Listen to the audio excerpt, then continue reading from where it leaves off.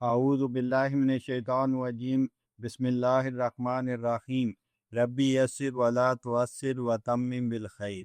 تاریخ طبری جلد 2 کا مطالعہ کر رہے ہیں۔ آج کی ایپیسوڈ میں جبرائیل علیہ السلام کا حضور صلی اللہ علیہ وسلم کی خدمت میں سب سے پہلے وحی لے کر آنا، اس کے بارے میں بات کریں گے۔ سب سے پہلے آپ سے ریکویسٹ ہے کہ اگر آپ نے ابھی تک اس چینل کو سبسکرائب نہیں کیا تو اسے سبسکرائب کریں، لائک کریں، شیئر کریں اور بیل آئیکن لازمی پریس کریں تاکہ آپ کو ہر نئے آنے والی ویڈیو کا نوٹیفیکیشن موصول ہو سکے۔ جزاک اللہ۔ سب سے پہلے کب اور کس سن میں رسول اکرم صلی اللہ علیہ وسلم پر وحی نازل ہوئی؟ اس کے متعلق جو روایت ہم تک پہنچی ہیں ان میں سے بعض ہم بیان کر چکے ہیں۔ اب ہم یہ بیان کرتے ہیں کہ ابتدا میں کس طرح جبرائیل اپنے رب کا پیغام لے کر رسول اکرم صلی اللہ علیہ وسلم کی خدمت میں آئے۔ حضرت عائشہ رضی اللہ تعالیٰ عنہ سے مروی ہے کہ رسول اکرم صلی اللہ علیہ وسلم پر وحی کی ابتدا رویائے صادقہ سے ہوئی، جو آپ کو صبح روشن کی طرح نظر آتے تھے، یعنی سچے خواب۔ اس کے بعد آپ کے دل میں گوشہ نشینی اور تنہائی کی رغبت ڈالی گئی، چنانچہ آپ صلی اللہ علیہ وسلم غار حرا میں جا کر کئی راتیں گھر آئے بغیر مسلسل عبادت میں بسر کرنے لگے۔ پھر گھر آ کر اتنی مدت کے لیے جو آپ صلی اللہ علیہ وسلم کو حرا میں بسر کرنا ہوتی، آپ صلی اللہ علیہ وسلم توشہ لے جاتے، یہاں تک کہ دفعتاً روح القدس آپ صلی اللہ علیہ وسلم کے پاس آئے اور کہا، اے محمد صلی اللہ علیہ وسلم، آپ اللہ کے رسول ہو۔ حضور صلی اللہ علیہ وسلم فرماتے ہیں کہ میں اس وقت کھڑا ہوا تھا، گھٹنے کے بل بیٹھ گیا اور پھر وہاں سے خوفزدہ وہ لرزہ بر اندام بھاگ کر خدیجہ رضی اللہ عنہا کے پاس آیا۔ ان سے کہا کہ مجھے چادر اوڑھاؤ۔ جب یہ خوف و ہراس جاتا رہا تو پھر روح القدس میرے پاس آئے اور کہا، اے محمد، تم اللہ کے رسول ہو۔ اب تو خوف کی وجہ سے میری یہ حالت ہوئی کہ قریب تھا کہ پہاڑ کی کسی بلند چوٹی سے کود کر خودکشی کر لوں گا، مگر جب میں نے یہ فیصلہ کیا تو انہوں نے مجھے زبردستی اس بات سے روک دیا اور کہا، اے محمد صلی اللہ علیہ وسلم، میں جبرائیل ہوں اور آپ اللہ کے رسول ہیں۔ پھر کہا، پڑھو۔ میں نے کہا، مجھے پڑھنا نہیں آتا۔ پھر انہوں نے مجھے پکڑ کر 3 مرتبہ اس زور سے دبوچا کہ میرے جسم کی طاقت جاتی رہی، اور پھر کہا، اقرأ بسم ربک الذی خلق، ترجمہ، پڑھو اس رب کا نام لے کر جس نے پیدا کیا ہے۔ میں نے پڑھ دیا۔ خدیجہ رضی اللہ عنہا کے حضور کو تسلی کے الہامی کلمات۔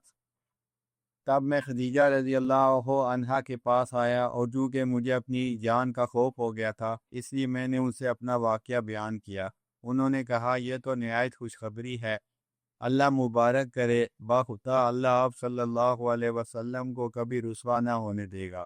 واللہ آپ صلہ رحمی کرتے ہیں، بات کے سچے اور امانت دار ہیں، آڑے وقت لوگوں کے کام آتے ہیں، مہمان نواز ہیں اور مصائب و حوادث پر صبر کرتے ہیں۔ حضور صلی اللہ علیہ وسلم کی ورقہ بن نوفل سے ملاقات۔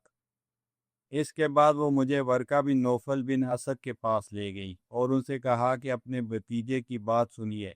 انہوں نے مجھ سے دریافت کیا کہ کیا گزری۔ میں نے اپنا پورا واقعہ بیان کیا۔ ورقہ نے کہا، یہ تو روح القدس ہیں جو موسیٰ بن عمران پر نازل ہوئے تھے۔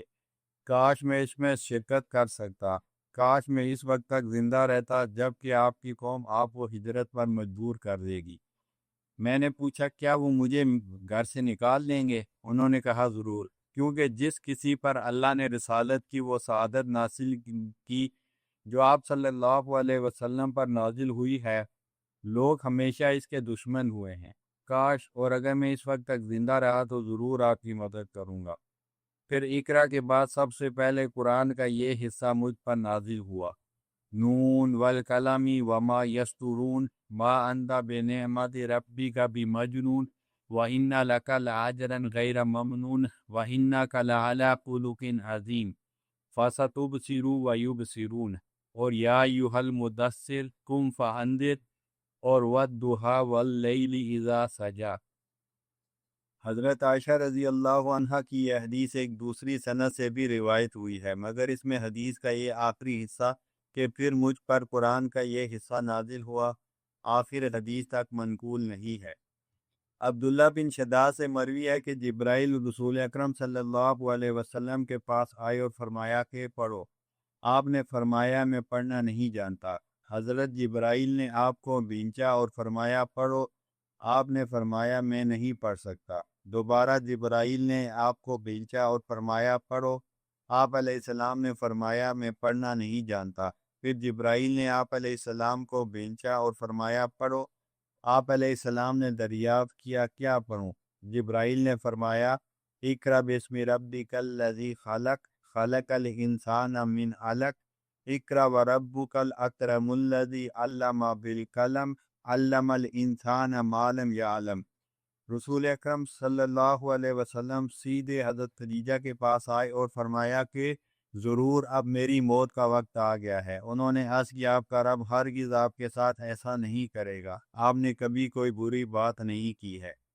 وہ برقہ بن نوفل کے پاس گئیں، ان کو یہ واقعہ سنایا۔ انہوں نے کہا اگر تم اپنے بیان میں سچی ہو تو بلا شبہ تمہارے شوہر نبی ہیں، ان کو اپنی قوم سے تکلیف پہنچے گی۔ اگر میں نے آپ کا زمانہ پایا تو ضرور آپ پر ایمان لے آؤں گا۔ اس واقعے کے بعد ایک طویل مدت تک حضرت جبرائیل وحی لے کر رسول اکرم صلی اللہ علیہ وسلم کے پاس نہیں آئے۔ حضرت خدیجہ نے رسول اللہ سے عرض کیا معلوم ہوتا ہے کہ آپ کے رب نے آپ سے کنارہ کشی اختیار کر لیا ہے۔ اس پر اللہ تعالیٰ نے یہ وحی نازل فرمائی وَالضُّحَىٰ وَاللَّيْلِ إِذَا سَجَىٰ مَا وَدَّعَكَ رَبُّكَ وَمَا قَلَىٰ۔ آل زبیر کے آزاد کردہ غلام وہب بن کیسان راوی ہیں کہ میں عبداللہ بن زبیر کی خدمت میں حاضر تھا۔ انہوں نے عبید بن عمیر بن قتادہ اللیثی سے کہا عبید ہم سے بیان کرو کہ ابتدا جبرائیل کس طرح رسول اکرم صلی اللہ علیہ وسلم کی خدمت میں وحی لے کر آئے۔ عبید نے میری موجودگی میں عبداللہ بن زبیر اور تمام حاضرین مجلس کو سنانے کے لیے اس طرح بیان کیا کہ رسول اکرم صلی اللہ علیہ وسلم ہر سال ایک ماہ غار ہیرا میں جا کر بسر کرتے تھے۔ قریش زمانے جاہلیت میں اسی طرح عبادت کے لیے گوشہ نشین ہو جایا کرتے تھے۔ جس ماہ آپ غار ہیرا میں جا کر عبادت و ریاضت کرتے تھے، وہاں جو مساکین آتے آپ ان کو کھانا کھلاتے، اور مہینہ پورا کر کے جب واپس آتے تو قبل اس کے کہ اپنے گھر آئیں آپ کعبہ آ کر اس کا 7 مرتبہ یا اس سے بھی زیادہ طواف کرتے اور پھر اپنے گھر آتے۔ اسی طرح جب آپ کی بعثت کے سال رمضان کا مہینہ آیا جس میں اللہ نے آپ کو منصب نبوت عطا فرمایا، آپ حسب عزلت گزینی کے لیے غار ہیرا تشریف لے گئے۔ اس موقع پر آپ کے متعلقین بھی ہمراہ تھے۔ جب وہ مبارک رات آئی جس میں اللہ نے اپنا پیام آپ کی طرف بھیج کر آپ کی عزت افزائی کی اور اس طرح اپنے تمام بندوں پر رحم فرمایا، اللہ کے حکم سے جبرائیل آپ کے پاس آئے۔ اس کے متعلق خود رسول اللہ صلی اللہ علیہ وسلم فرماتے ہیں کہ میں سو رہا تھا کہ جبرائیل میرے پاس دیبا کا ایک پارچہ جس پر تحریر تھی لائے اور فرمایا پڑھو۔ میں نے کہا مجھے پڑھنا نہیں آتا۔ انہوں نے مجھے اسی طرح بھیجا، میں سمجھا کہ میری موت آ گئی۔ اب انہوں نے مجھے چھوڑا اور فرمایا پڑھو۔ میں نے کہا کیا پڑھوں؟ اور یہ بھی میں نے ان سے جان چھڑانے کے لیے کہا تھا کہ پھر وہ مجھے نہ دبوچے۔ انہوں نے کہا پڑھو اقرأ بسم ربک الذی خلق علم الانسان ما لم یعلم۔ اتنا میں نے پڑھ دیا۔ جبرائیل اس پر ٹھہر گئے اور چلے گئے۔ میں خواب سے بیدار ہوا، ایسا معلوم ہوتا تھا کہ میرے قلب پر نوشتہ ثبت ہو گیا ہے۔ میں شاعر اور آصف زدہ کو دنیا میں سب سے زیادہ برا سمجھتا تھا اور ان کو دیکھنے تک کا روادار نہ تھا۔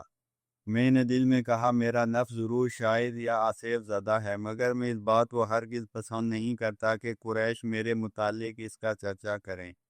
میں پہاڑ کی کسی بلند چوٹی پر چڑھ کر وہاں سے کود کر خودکشی کر لیتا ہوں تاکہ اس رسوائی کے خیال سے اطمینان ہو۔ چنانچہ میں ارادے سے چلا پہاڑ کے وسط تک پہنچا تاکہ میں نے آسمان سے یہ آواز آتے سنی کہ کوئی کہہ رہا ہے اے محمد آپ اللہ کے رسول ہیں اور میں جبرائیل ہوں۔ میں نے آسمان کی طرف سر اٹھایا، مجھے جبرائیل انسان کی شکل میں نظر آئے۔ ان کے دونوں قدم آسمان کی افق تک پھیلے ہوئے تھے اور وہ کہہ رہے تھے اے محمد آپ اللہ کے رسول ہیں اور میں جبرائیل ہوں۔ میں انہیں دیکھنے کے لیے ٹھہر گیا۔ اس منظر نے مجھے میرے ارادے سے ہٹا کر اپنی طرف ایسا مشغول کیا کہ میں بغیر آگے بڑھے یا پیچھے ہٹے کسی جگہ ٹھہر گیا اور جبرائیل سے نظر ہٹا کر آسمان کے کناروں کو دیکھنے لگا، مگر جدھر میری نظر جاتی تھی وہی سامنے تھے۔ میں دیر تک بغیر آگے بڑھے اور پیچھے ہٹے اسی جگہ کھڑا رہا۔ خدیجہ نے اپنے آدمی میری تلاش میں دوڑائے، وہ تمام مکہ میں مجھے تلاش کر کے ان کے پاس واپس آ گئے۔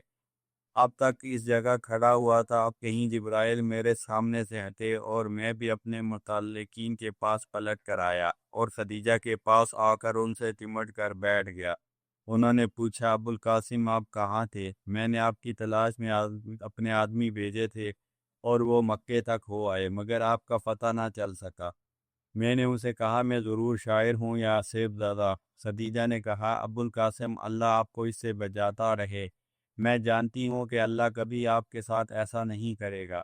وہ آپ صلی اللہ علیہ وسلم کی راست بازی، دیانت، حسن اخلاق اور صلح رحمی سے خوب واقف ہے۔ آخر ہوا کیا؟ شاید آپ کو کچھ نظر آیا؟ میں نے کہا ہاں، اور پھر اپنا مشاہدہ بیان کیا۔ خدیجہ نے کہا، اے میرے امزاد، آپ کو بشارت ہو، بالکل مطمئن رہیے، قسم ہے اس ذات کی جس کے قبضے میں خدیجہ کی جان ہے، مجھے امید ہے کہ آپ اس امت کے نبی ہوں گے۔ یہ کہہ کر وہ کھڑی ہوئیں اور اپنے چچا زاد بھائی ورقہ بن نوفل بن اسد کے پاس گئیں۔ یہ ورقہ نصرانی ہو گئے تھے اور انہوں نے ان کی مذہبی کتابیں پڑھی ہوئی تھیں اور تورات اور انجیل کے علماء سے ان کتابوں کے مضامین سن رکھے تھے۔ حضرت خدیجہ نے آپ سے رسول اللہ کا مشاہدہ بیان کیا۔ ورقہ نے کہا، قدوس قدوس، قسم ہے اس ذات کی جس کے ہاتھ میں میری جان ہے، خدیجہ اگر تم سچ کہہ رہی ہو تو ضرور ناموس الاکبر یعنی حضرت جبرائیل جو حضرت موسیٰ کے پاس آتے تھے محمد کے پاس آئے ہیں، اور وہ اس امت کے نبی ہیں۔ تم ان سے جا کر کہہ دو کہ وہ بالکل مطمئن رہیں۔ حضرت خدیجہ نے رسول اللہ سے آ کر ورقہ کا قول بیان کیا، اس سے آپ کو اس پریشانی سے جو آپ کو لاحق تھی ذرا تسلی ہوئی۔